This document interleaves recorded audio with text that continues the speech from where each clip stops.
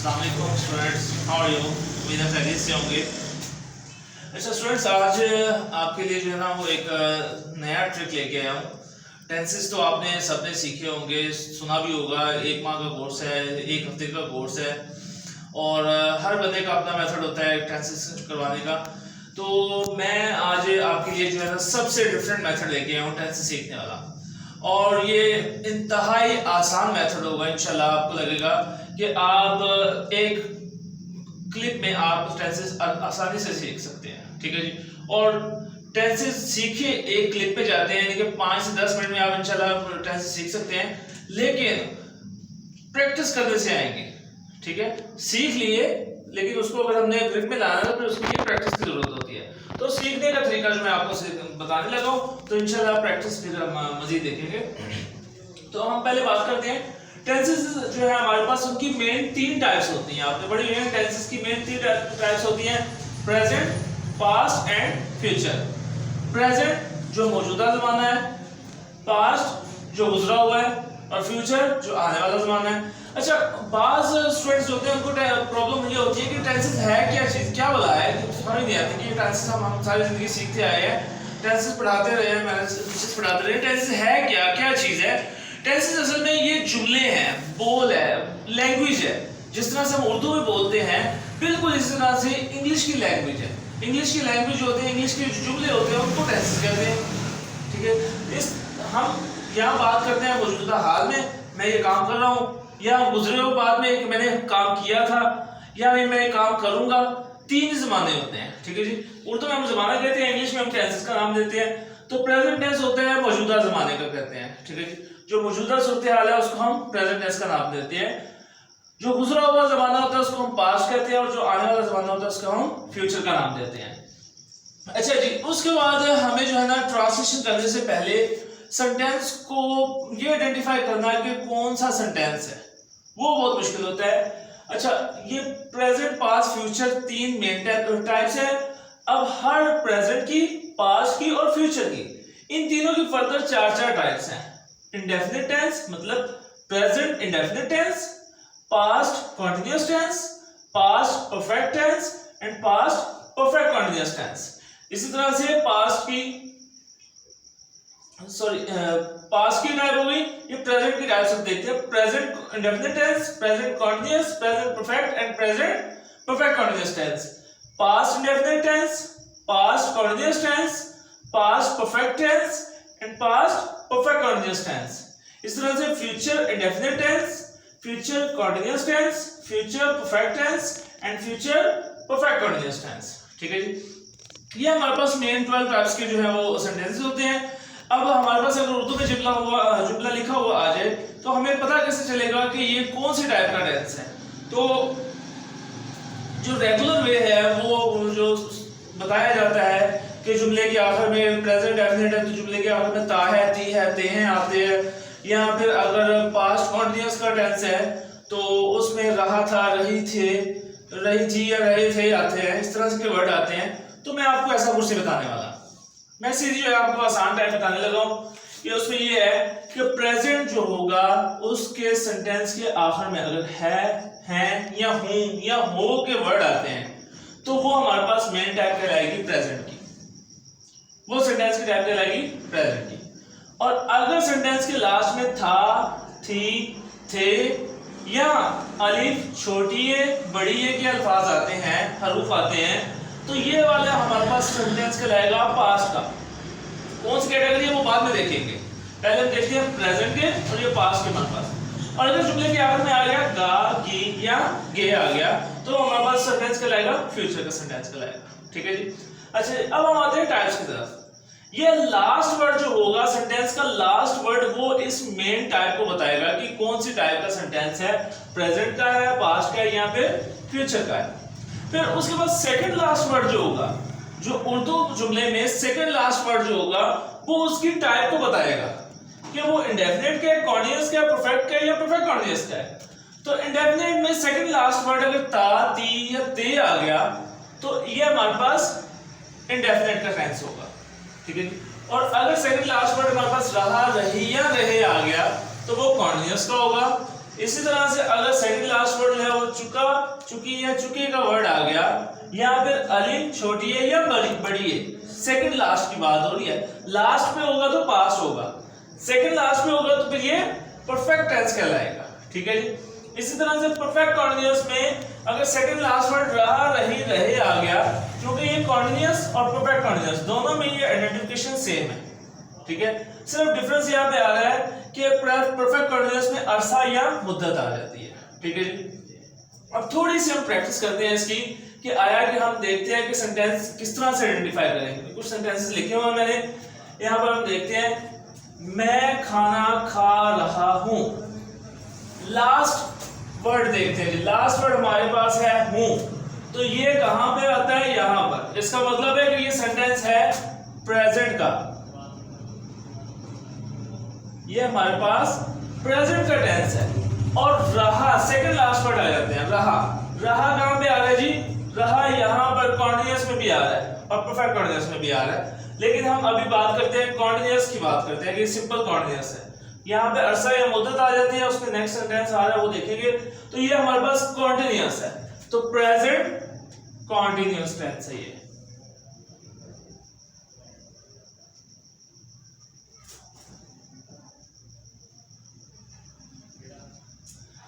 वो खेलते हैं, नेक्स्ट सेंटेंस है वो खेलते हैं, है यहां पर देखा जाए तो कौन सा सेंटेंस बनता है, ये है प्रेजेंट में है, हमें बताता है कि ये प्रेजेंट का टेंस है। और ते, यहां पे ते का वर्ड आ गया, जब ते का वर्ड आ गया तो ते बता रहा है कि ते की आइडेंटिफिकेशन किसमें आ रही है, इंडेफिनिट, तो ये इंडेफिनिट का हो गया, प्रेजेंट इंडेफिनिट का हो गया। ठीक है, हम स्कूल गए, गए यहां पर आ गया, गे नहीं है, गए है, ये गे है और ये गए, तो गए में यहां पर हमारे पास ये कोई आइडेंटिफिकेशन नहीं आ रही, सिर्फ हमारे पास बड़ी ये वाली आइडेंटिफिकेशन आ रही है, तो ये बड़ी ये वाली आइडेंटिफिकेशन है, तो फिर यहां पर इसका मतलब क्या हुआ कि ये पास्ट का होगा, पास्ट का होगा। और इंडेफिनिट में थोड़ी सी फ्लक्चुएशन भी है, तो ये हमारे पास और कोई भी आइडेंटिफिकेशन नहीं आ रही है, रहा, चुका या मुद्दत वगैरह नहीं आ रही, ऐसा है मुद्दत नहीं आ रही, तो ये हमारे पास सिंपल इंडेफिनिट यानी कि पास्ट होगा, पास्ट इंडेफिनिट।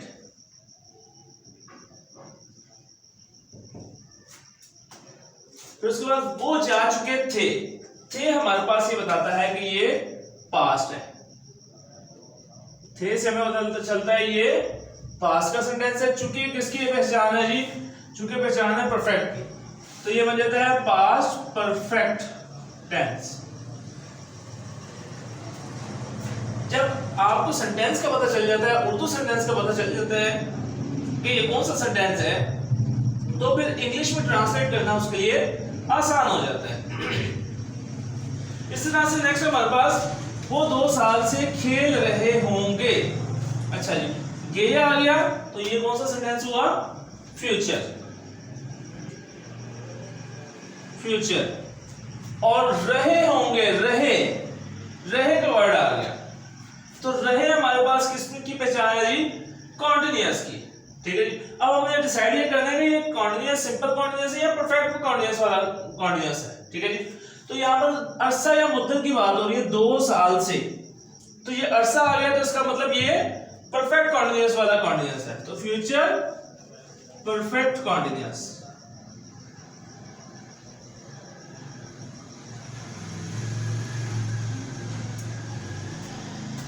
अम्मी ने खाना पका लिया होगा, गा का वर्ड आ गया, तो ये कौन सा सेंटेंस हुआ, फ्यूचर, पका लिया होगा। अच्छा जी, अब लिया होगा, लिया होगा, तो अलिफ आ गया, सेकंड लास्ट पे आ गया। ठीक है, सेकंड लास्ट वर्ड हमारे पास आ गया, अलिफ में आ गया, अलिफ छोटी है बड़ी है, तो इसका मतलब ये परफेक्ट हो गया, तो ये हमारे पास फ्यूचर परफेक्ट टेंस हो गया। तो इस तरह से हमने उर्दू सेंटेंस को जो है वो आइडेंटिफाई करना है। ठीक है जी, अच्छा, उसके बाद हम देखते हैं कि हर सेंटेंस, हमने जो 12 सेंटेंसेस जो काउंट किए हैं, उन सेंटेंस में हर सेंटेंस की जो टाइप्स है वो कौन सी आ रही है। कुछ जुमले हमारे पास जो है वो लिखे हुए हैं, जैसे हमारे पास एक जुमला कितने तरीकों से बोला जा सकता है। वो खाना खाता है, वो खाना नहीं खाता है, क्या वो खाना खाता है, क्या वो खाना नहीं खाता है, वो खाना क्यों खाता है, वो खाना कैसे खाता है। ये मुख्तलिफ स्टाइल है, एक सेंटेंस को बोलने के डिफरेंट स्टाइल्स हैं, ठीक है जी। तो हमारे पास ये डिफरेंट स्टाइल जो आए थे, जिसको हम सब टाइप्स का नाम देते हैं। ये मेन टाइप्स जो हैं ये सेंटेंस की हैं, जो 12 टाइप्स हैं, ठीक है जी। और इसकी सब टाइप्स हर सेंटेंस में, हर 12 में से जो हर एक सेंटेंस है उस टाइप में जो सब टाइप्स आ जाती हैं, उसमें अफर्मेटिव आता है। अफर्मेटिव सेंटेंस होता है जिसमें जैसे किसी काम के करने का तस्करा हो, किसी काम के होने या करने का तस्करा हो, तो उसको हम अफर्मेटिव सेंटेंस कहते हैं। जैसे वो खाना खाता है, खाना खाया जा रहा है, खाया जाता है खाना। नेगेटिव सेंटेंस जिसमें काम के ना होने का तस्करा हो, वो खाना नहीं खाता है। तो यहाँ पर नहीं जो है ये नेगेटिविटी को शो करता है कि ये नेगेटिव सेंटेंस है। इंट्रोगेटिव जो है वो सवालिया जो सेंटेंस बन जाता है। क्या वो खाना खाता है, सेंटेंस के शुरू में क्या लगा दिया जाए तो वो सवालिया बन जाता है। वो खाना खाता है, अफर्मेटिव सादा जुमला। क्या वो खाना खाता है, क्या लगा दिया तो ये इंट्रोगेटिव सेंटेंस बन गया, ठीक है जी। अच्छा जी, उसके बाद हमारे पास इंट्रोगेटिव और नेगेटिव सेंटेंस दोनों इकट्ठे मिला के भी हो सकते हैं। अगर हम कहें नेगेटिव सेंटेंस वो खाना नहीं खाता है, और इसी का अगर हम इंट्रोगेटिव बना लें क्या वो खाना नहीं खाता है, इसमें नेगेटिव भी हो गया और इंट्रोगेटिव भी हो गया।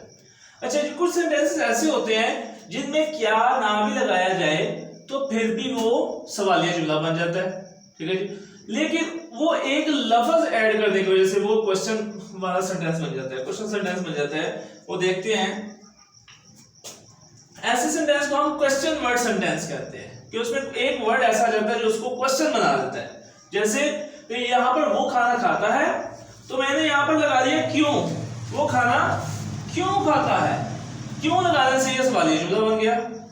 यहाँ पर वो खाना कैसे खाता है, कैसे लगाने से ये सवालिया जुमला बन गया। वो खाना कब खाता है, कब जो है ये सवालिया वर्ड है, ठीक है जी। इस तरह से कहाँ जो है ये क्वेश्चन वर्ड है, और कितना खाता है, वो खाना कितना खाता है, ये भी एक क्वेश्चन वर्ड है। तो ये क्वेश्चन वर्ड वाले सेंटेंसेस बन जाते हैं, ठीक है जी। अब इनकी अगर बात करें तो इनको हम किस तरह से इंग्लिश में ट्रांसलेट करते हैं स्टूडेंट्स। इसमें सब सेंटेंसेस जो है, तमाम सेंटेंसेस जो हैं उनका फॉर्मूला यही है। मेन फॉर्मूला इसमें ये वाला है, इसी से सारे फॉर्मूले बने हैं। ये मेन फॉर्मूला है जो कि यूज होता है तमाम सेंटेंसेस को ट्रांसलेट करने में। ये मैंने स्पेशली वैसे अफर्मेटिव के लिए लिखा हुआ है। ये अफर्मेटिव का फॉर्मूला होता है, सब्जेक्ट होता है पहले, फिर हेल्पिंग वर्ब, फिर मेन वर्ब और फिर ऑब्जेक्ट, ठीक है जी। इसी तरह से नेगेटिव बनाने के लिए हेल्पिंग वर्ब के बाद जो है वो नॉट लगा दिया जाता है। Subject, helping verb plus not, main verb और फिर ऑब्जेक्ट। ये बन जाता है हमारे पास नेगेटिव सेंटेंस बन जाता है। इसी तरह से अगर हमें इंट्रोगेटिव सेंटेंस बनाना है तो हेल्पिंग वर्ब को उठा के शुरू में लिए, हेल्पिंग वर्ब शुरू में लिए, फिर तरतीब वही रही, सब्जेक्ट, मेन वर्ब और ऑब्जेक्ट, तो ये बन जाएगा इंट्रोगेटिव सेंटेंस बन जाएगा। इसी तरह से अगर हम इंट्रोगेटिव प्लस नेगेटिव सेंटेंस करना चाहें तो इंट्रोगेटिव में हेल्पिंग वर्ब पहले आ जाएगा, नोट अपनी पोजीशन पे रहेगा, नोट जहां पर है वहीं पे रहेगा। हेल्पिंग वर्ब के बाद नोट आ रहा था ना, तो हेल्पिंग वर्ब को शुरू में कर लिया, सब्जेक्ट बाद में आ गया। ये देखिए हेल्पिंग वर्ब शुरू में आ गया, सब्जेक्ट बाद में आ गया, नोट अपनी पोजीशन पे ही रहा, फिर मेन वर्ब फिर ऑब्जेक्ट, तो ये बन जाएगा नेगेटिव प्लस इंट्रोगेटिव सेंटेंस बन जाता है। और अगर क्वेश्चन वर्ड वाला सेंटेंस आ जाए तो उसमें हमारे पास पहले क्वेश्चन वर्ड लिखते हैं, यानी कि ये जो क्वेश्चन वर्ड है इनकी ट्रांसलेशन करते हैं, इसके इंग्लिश वर्ड लिखते हैं, और फिर हेल्पिंग वर्ब बिल्कुल इंट्रोगेटिव जैसा, helping verb, subject, main verb और ये ऑब्जेक्ट हम लगाते हैं, ठीक है जी। तो स्टूडेंट्स इस तरह से हम जो है वो तमाम सेंटेंसेस जो है वो क्लियर कर लेते हैं। अब मेन जो बात रह जाती है इसमें कि इनको किस तरह से हमने मैनेज करना है, किस तरह से इनमें वैल्यूज पुट करनी है और किस तरह से इसको हमने सेंटेंस बनाना है। सब्जेक्ट और ऑब्जेक्ट ये सेम रहते हैं।